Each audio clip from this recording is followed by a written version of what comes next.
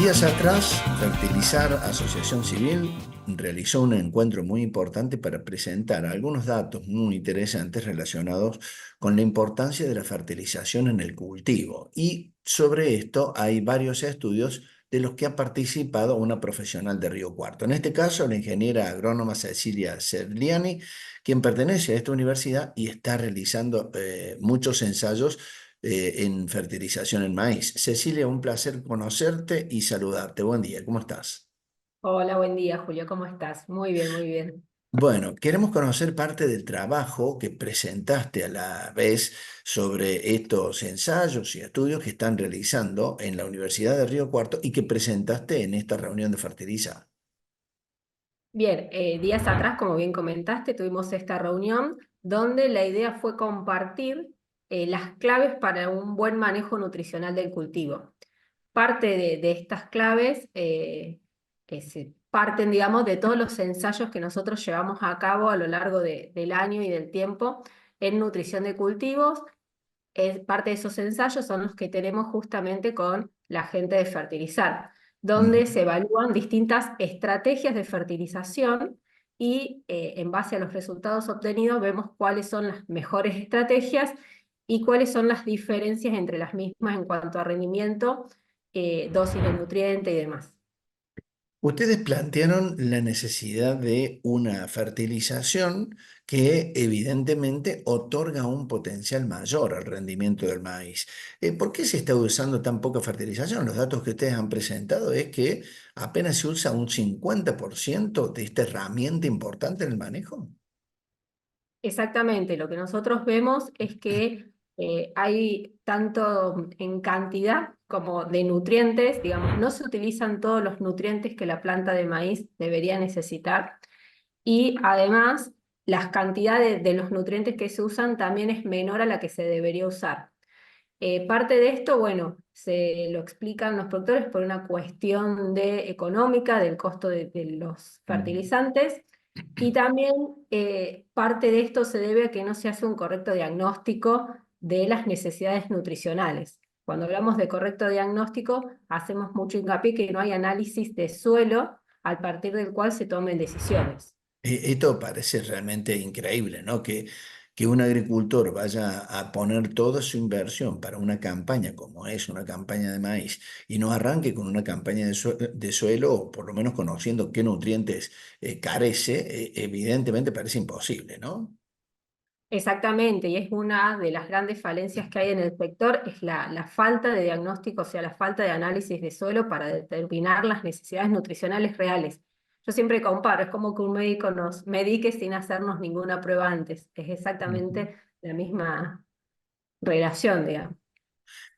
Arrancamos con este déficit importante. De todas maneras, hay productores que sí hacen análisis de suelo, sí toman las previsiones y arrancan tal vez con esta idea de conocer qué es lo que tienen en el principal insumo para una campaña agrícola. Una vez que conocemos los análisis en cuanto a los nutrientes que tenemos, ¿cuáles son los esenciales para que podamos mejorar esa brecha de producción que hoy tenemos en el maíz?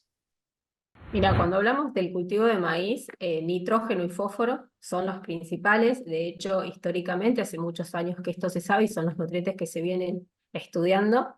Pero en los últimos tiempos, además de nitrógeno y fósforo, hay que ser consciente que tenemos que hablar de zinc, tenemos que hablar de azufre. En los últimos años empieza a aparecer el boro, que es un micronutriente.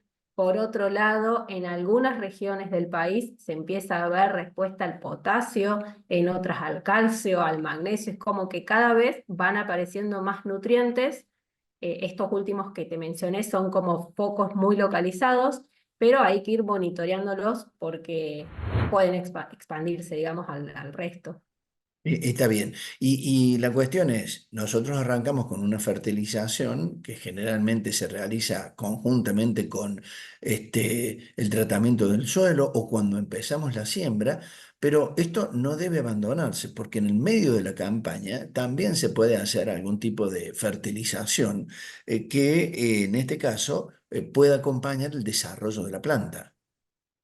Exactamente, bueno, ya está bien estudiado, digamos que lo que es fósforo, azufre, zinc, se pueden colocar a la siembra y lo correcto es colocarlo a la siembra porque la planta lo necesita cuando es chica. Pero cuando hablamos de nitrógeno, ahí es donde cambia la cuestión y donde nosotros notamos una mejora en la eficiencia de uso de ese nitrógeno cuando lo ponemos más avanzado en el cultivo, es decir, cuando el cultivo es grande, porque el consumo de nitrógeno empieza a ser importante cuando el cultivo es grande. Entonces, cuando nosotros lo aplicamos junto con las necesidades de cultivo, o sea, coordinamos ese momento, es cuanto más eficiente va a ser el uso de nitrógeno. Entonces, en el caso de nitrógeno, siempre la recomendación es aplicarlo después de la siembra en los estadios más avanzados o ir acompañando, digamos, al cultivo. Para el final, Cecilia, ¿qué diferencia hay entre no hacer una fertilización y hacer una fertilización en cuanto al rendimiento?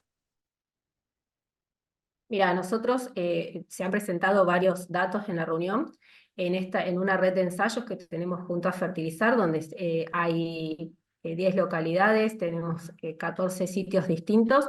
Estamos hablando de una diferencia de un 16% de rendimiento. María Fernanda presentó datos del trabajo realizado por Andrade y colaboradores de brecha de rendimiento, donde estamos hablando de una diferencia de rendimiento más importante, ¿no? En los mismos datos de fertilizar, también hablaban de una brecha de unos 2.000 o 3.000 kilos entre la fertilización que se hace actualmente y una fertilización adecuada. Vos planteaste al comienzo que esto no se hacía por una cuestión económica. Ahora, si nosotros producimos más a través de la fertilización, se cubre ese monto de inversión, ¿no? Exactamente, ese es un punto importante y Fernanda San Juan lo presentó muy bien en la reunión. Cuando uno hace fertilizaciones adecuadas, el retorno que tiene es altísimo.